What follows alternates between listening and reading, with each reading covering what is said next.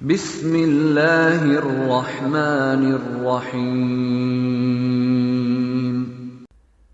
تقدیر پر ایمان کے بارے میں 10ویں حدیث۔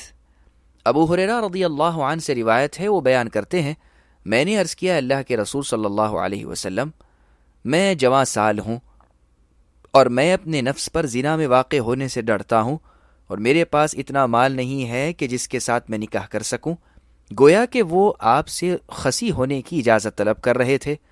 ابو ہریرہ رضی اللہ عنہ کہتے ہیں کہ آپ میرے سوال پر خاموش رہے، پھر میں نے پہلے کی طرح عرض کیا، آپ میرے سوال پر خاموش رہے، پھر میں نے پہلے کی طرح سوال کو دہرایا، آپ میرے سوال پر خاموش رہے، میں نے پھر پہلے کی طرح وہی سوال کیا۔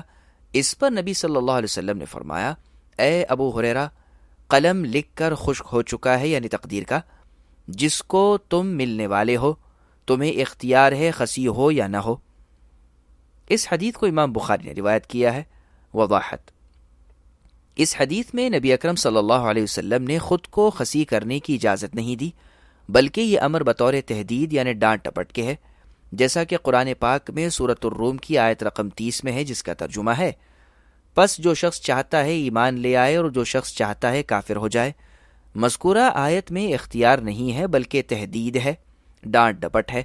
ظاہر ہے کہ کافر ہونے کا اللہ کی جانب سے اختیار نہیں ہے، جیسا کہ خسی ہونے کا اختیار نہیں ہے، اور لفظ او برابری کے معنی میں ہے، دونوں برابر ہیں، تقدیر کے مطابق عمل ہوگا۔ واللہ اعلم۔